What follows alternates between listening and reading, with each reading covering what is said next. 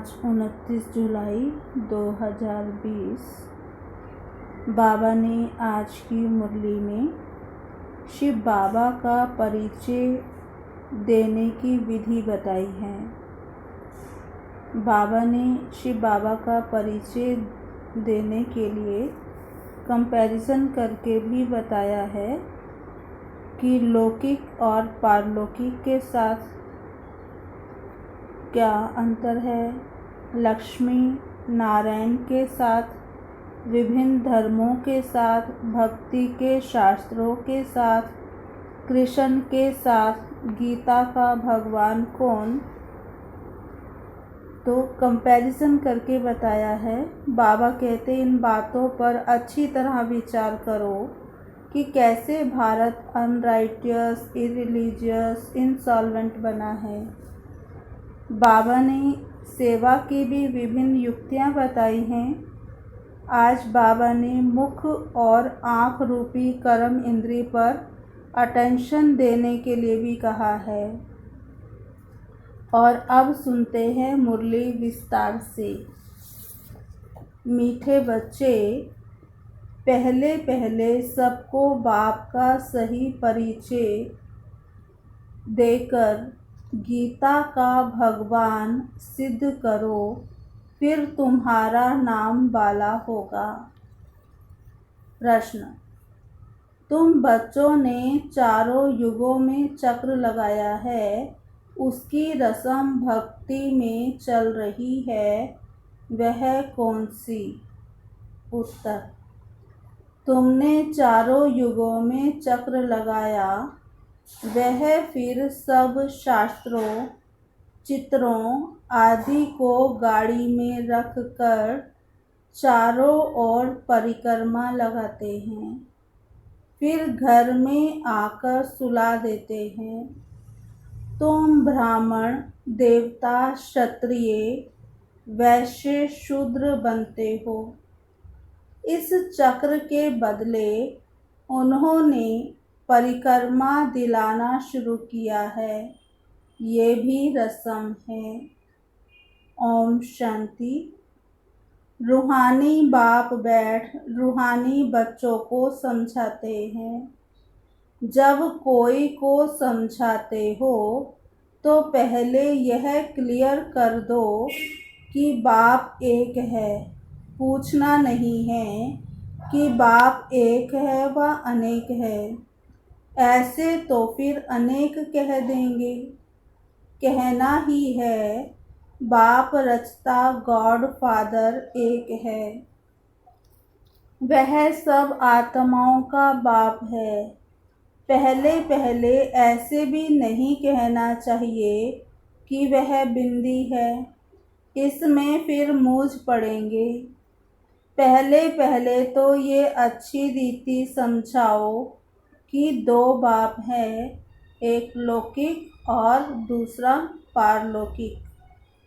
लौकिक तो हर एक का होता ही है, लेकिन उनको कोई खुदा, कोई गॉड कहते हैं। है एक ही, सब एक को ही याद करते हैं। पहले पहले ये पक्का निश्चय कराओ कि फादर है, स्वर्ग की रचना करने वाला। वह यहाँ आएंगे स्वर्ग का मालिक बनाने, जिसको शिव जयंती भी कहते हैं। ये भी तुम बच्चे जानते हो, स्वर्ग का रचता भारत में ही स्वर्ग रचते हैं, जिसमें देवी देवताओं का ही राज्य होता है। तो पहले पहले बाप का ही परिचय देना है, उनका नाम है शिव। गीता में भगवानुवाच है ना। पहले पहले तो ये निश्चय कराए लिखा लेना चाहिए। गीता में है भगवानुवाच, मैं तुमको राजयोग सिखाता हूँ, अर्थात नर से नारायण बनाता हूँ। ये कौन बना सकते हैं, तो ज़रूर समझाना पड़े। भगवान कौन है, फिर ये भी समझाना होता है। सतयुग में पहले नंबर में जो लक्ष्मी नारायण हैं, जरूर वही 84 जन्म लेंगे। पीछे और धर्म वाले आते हैं, उन्हों के इतने जन्म हो ना सके। पहले आने वालों के ही 84 जन्म होते हैं। सतयुग में तो कुछ सीखते नहीं हैं, जरूर संगम पर ही सीखते होंगे। तो पहले पहले बाप का परिचय देना है। जैसे आत्मा देखने में नहीं आती है, समझ सकते हैं, वैसे परमात्मा को भी देख नहीं सकते, बुद्धि से समझते हैं। वह सब आत्माओं का बाप है। उनको कहा जाता है परम आत्मा। वह सदैव पावन है। उनको आकर पतित दुनिया को पावन बनाना होता है। तो पहले बाप एक है, ये सिद्ध कर बताने से गीता का भगवान कृष्ण नहीं है, वो भी सिद्ध हो जाएगा। तुम बच्चों को सिद्ध कर बताना है। एक बाप को ही ट्रुथ कहा जाता है। बाकी कर्म कांड व तीर्थ आदि की बातें सब भक्ति मार्ग के शास्त्रों में हैं। ज्ञान में तो इनका कोई वर्णन ही नहीं है। यहाँ कोई शास्त्र नहीं। बाप सारा राज समझाते हैं। पहले पहले तुम बच्चे इस बात पर जीत पाएंगे कि भगवान एक निराकार है, ना कि साकार। परमपिता परमात्मा शिव भगवानुवाच, ज्ञान का सागर सबका बाप वह है। श्री कृष्ण तो सबका बाप हो नहीं सकता। वह किसी को कह नहीं सकता कि देह के सब धर्म छोड़ मामेकम याद करो। है तो बहुत सहज बात, परंतु मनुष्य शास्त्र आदि पढ़कर भक्ति में पक्के हो गए हैं। आजकल शास्त्रों आदि को गाड़ी में रखकर परिक्रमा देते हैं। चित्रों को, ग्रंथ को भी परिक्रमा दिलाते हैं, फिर घर ले आकर सुलाते हैं। अभी तुम बच्चे जानते हो, हम देवता सो क्षत्रिय वैश्य शूद्र बनते हैं। ये चक्र लगाते हैं। चक्र के बदले वह फिर परिक्रमा दिलाकर घर में जाए रखते हैं। उन्हों का एक मुकर्रर दिन रहता है। जब परिक्रमा दिलाते हैं तो पहले पहले ये सिद्ध कर बताना है कि श्री कृष्ण भगवानुवाच नहीं, परंतु शिव भगवानुवाच है। शिव ही पुनर्जन्म रहित है। वह आते जरूर है, परंतु उनका दिव्य जन्म है।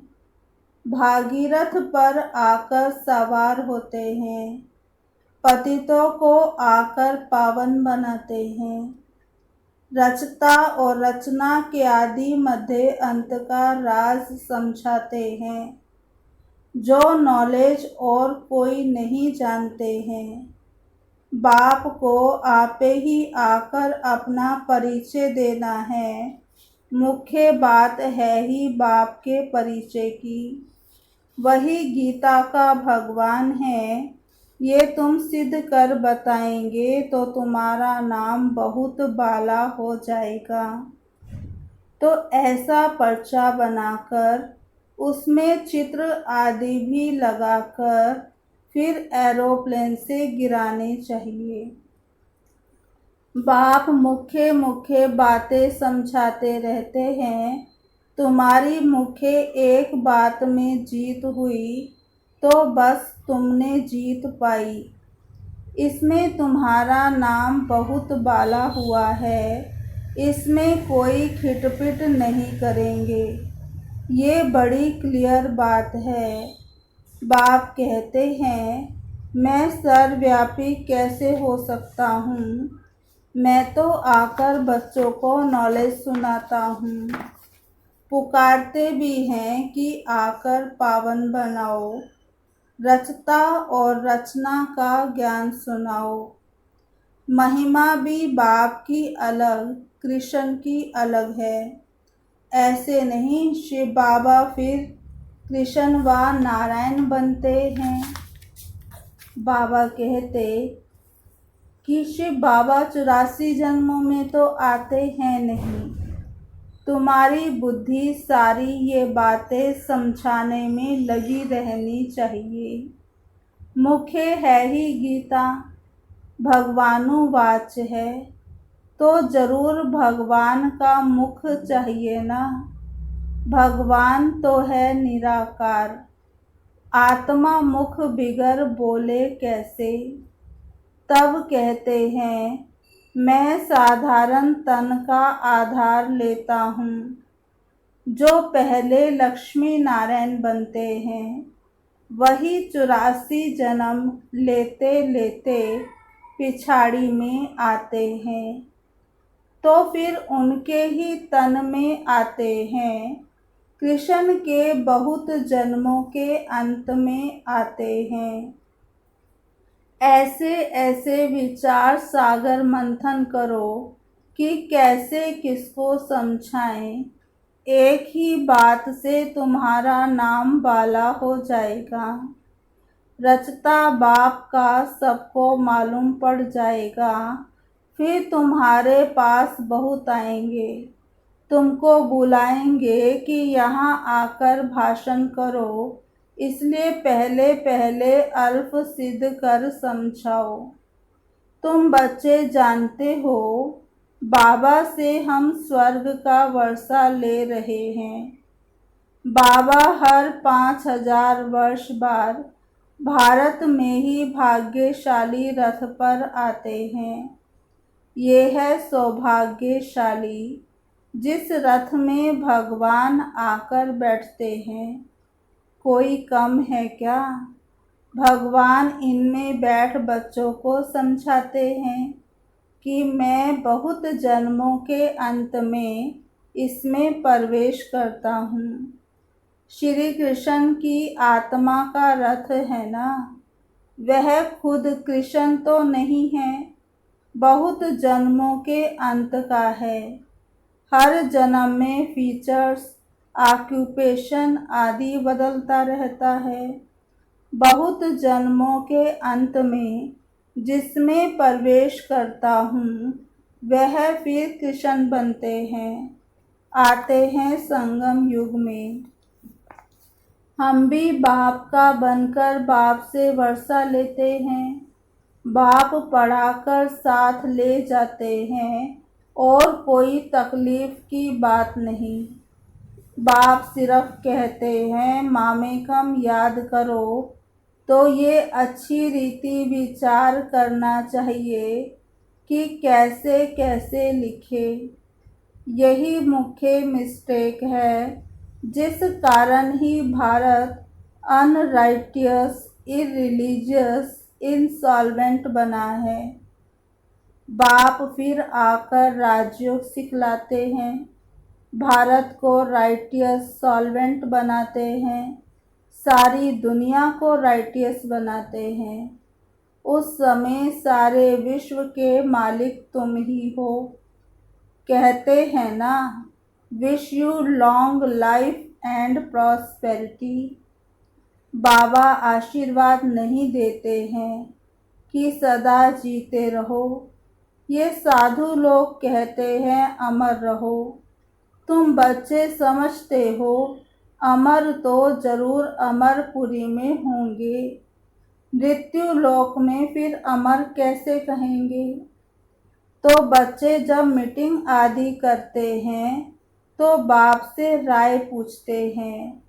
बाबा एडवांस में राय देते हैं।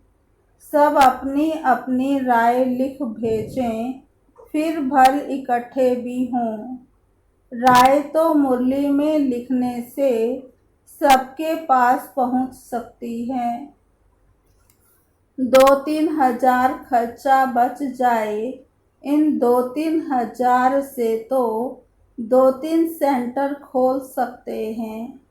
गांव-गांव में जाना चाहिए चित्र आदि लेकर।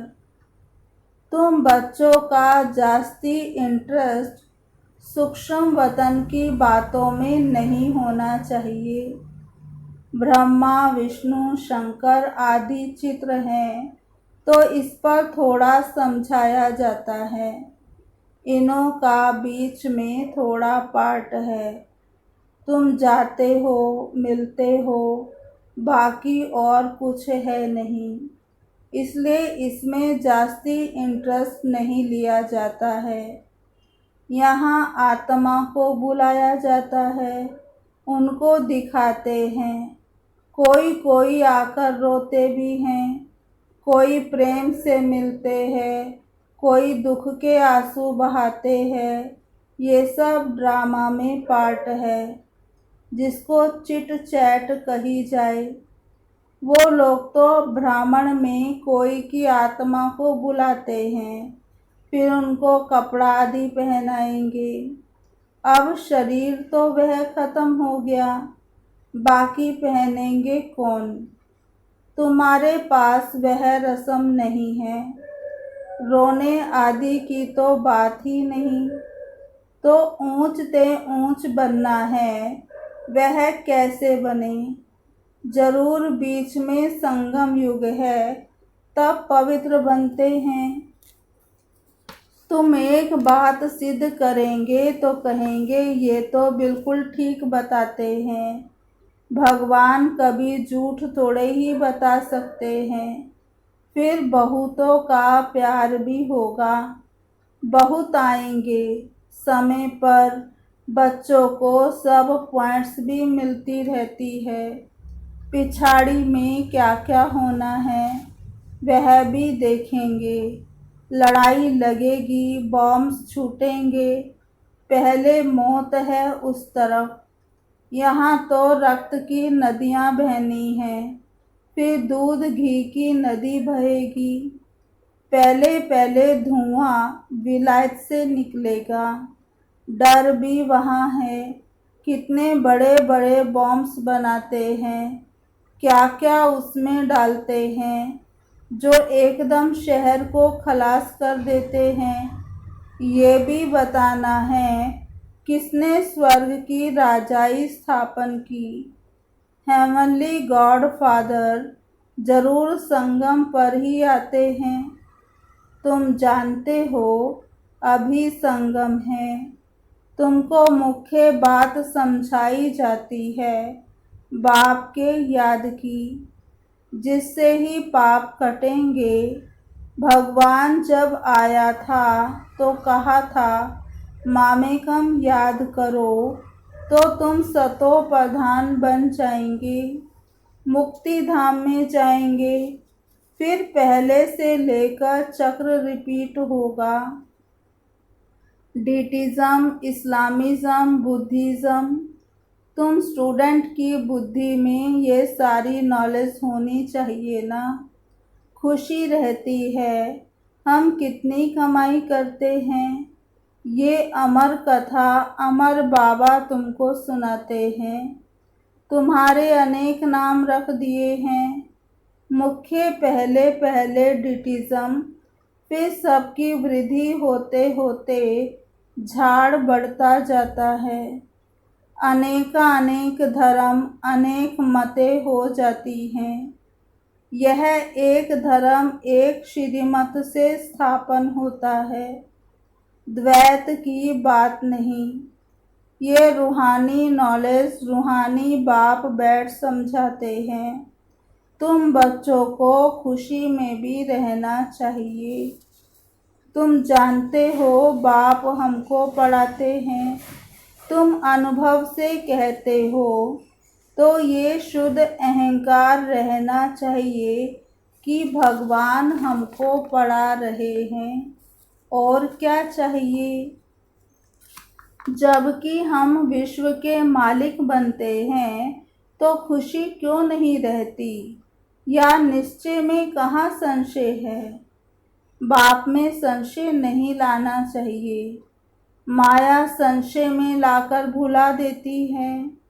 बाबा ने समझाया है, माया आँखों द्वारा बहुत धोखा देती है। अच्छी चीज देखेंगे तो दिल बित बित करेगी खाएं। आँखों से देखते हैं तब क्रोध आता है मारने लिए। देखे ही नहीं तो मारे कैसे।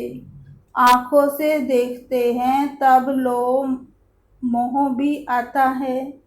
मुख्य धोखा देने वाली आँखें हैं, इन पर पूरी नज़र रखनी चाहिए। आत्मा को ज्ञान मिलता है तो फिर क्रिमिनलपना छूट जाता है। ऐसे भी नहीं आँखों को निकाल देना है। तुम्हें तो क्रिमिनल आई को सिविल आई बनाना है। अच्छा, मीठे मीठे सिकिलधे बच्चों प्रति माता पिता बाप दादा का याद प्यार गुड मॉर्निंग। रूहानी बाप की रूहानी बच्चों को नमस्ते। हम रूहानी बच्चों की रूहानी बाप दादा को याद प्यार गुड मॉर्निंग, नमस्ते नमस्ते नमस्ते। धारणा के लिए मुख्य सार। पहला, सदा इसी नशे व खुशी में रहना है कि हमको भगवान पढ़ाते हैं। किसी भी बात में संशय बुद्धि नहीं होना है। शुद्ध अहंकार रखना है। दूसरा, सूक्ष्म वतन की बातों में ज़्यादा इंटरेस्ट नहीं रखना है। आत्मा को सतो प्रधान बनाने का पूरा पुरुषार्थ करना है। आपस में राय कर सबको बाप की सही पहचान देनी है। आज का वरदान, संगम युग के महत्व को जान, एक का अनगिनत बार रिटर्न प्राप्त करने वाले सर्व प्राप्ति संपन्न भव। विस्तार, संगम युग पर बाप दादा का वायदा है 1-2 लाख लो। जैसे सर्वश्रेष्ठ समय, सर्वश्रेष्ठ जन्म, सर्वश्रेष्ठ टाइटल इस समय के हैं, वैसे सर्व प्राप्तियों का अनुभव अभी ही होता है। अभी एक का सिर्फ लाख गुना नहीं मिलता, लेकिन जब चाहो जैसे चाहो जो चाहो, बाप सर्वेंट रूप में बंधे हुए हैं। एक का अनगिनत बार रिटर्न मिल जाता है, क्योंकि वर्तमान समय वरदाता ही आपका है। जब बीज आपके हाथ में है तो बीज द्वारा जो चाहो वह सेकंड में लेकर सर्व प्राप्तियों से संपन्न बन सकते हो। स्लोगन, सफलता संपन्न बनना चाहते हो तो 1-2 की बातों को स्वीकार करो और सत्कार दो। सफलता संपन्न बनना चाहते हो तो 1-2 की बातों को स्वीकार करो और सत्कार दो। आज का स्वमान। पहला, मैं आत्मा ब्राह्मण देवता क्षत्रिय वैश्य आदि का चक्र लगाने वाली हूँ। मैं आत्मा ब्राह्मण देवता क्षत्रिय वैश्य आदि का चक्र लगाने वाली हूँ। दूसरा, मैं नर से नारायण बनने वाली आत्मा हूँ। तीसरा, मैं विश्व का मालिक बनने वाली आत्मा हूँ।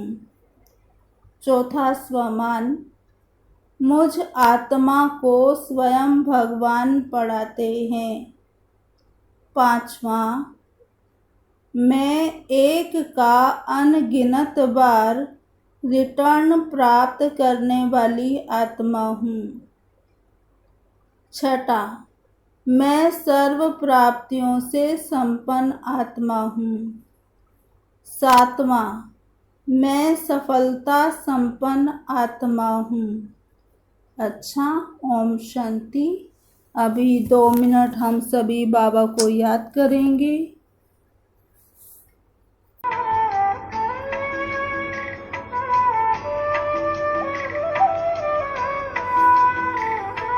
संगम हुआ है परम पिता से सुहाना, संगम हुआ है परम पिता से सुहाना, पाया है हमने एक अनमोल खजाना, पाया है हमने एक अनमोल खजाना। संगम हुआ है परम पिता से सुहाना।